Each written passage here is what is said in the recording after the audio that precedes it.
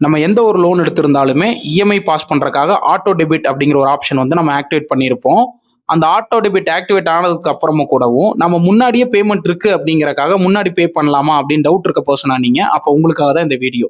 உதாரணத்துக்கு நம்ம ஒரு 5ஆம் தேதி இஎம்ஐ பாஸ் பண்ணணும், ஆட்டோ டெபிட் ஆக்டிவேட் பண்ணியிருக்கோம்னா எங்கிட்ட 2ஆம் தேதி 3ஆம் தேதியே காசு இருக்கு அப்படிங்கறனால நம்மளா வாலண்டியரா போய் அந்த ஆப்லயோ இல்ல ஆன்லைன்லயோ பேமெண்ட் பண்ணலாமா இஎம்ஐ பேமெண்ட் அப்படின்னா அந்த மாதிரி பண்ணாம இருக்கிறது நல்லது. ஏன் அப்படின்னா ஆட்டோ டெபிட்டும் ஆட்டோமேட்டிக்கா ஆக்டிவேட்ல இருக்கறனால உங்க அக்கௌண்ட்ல அமௌண்ட் இருந்துச்சு அப்படின்னா இஎம்ஐக்கான அமௌண்ட்டும் எடுத்துருவாங்க, நீங்க பே பண்ண அமௌண்ட்டும் போயிடும். அப்ப 2 பேமெண்ட் நீங்க இஎம்ஐயா பே பண்ண மாதிரி ஆயிடும்.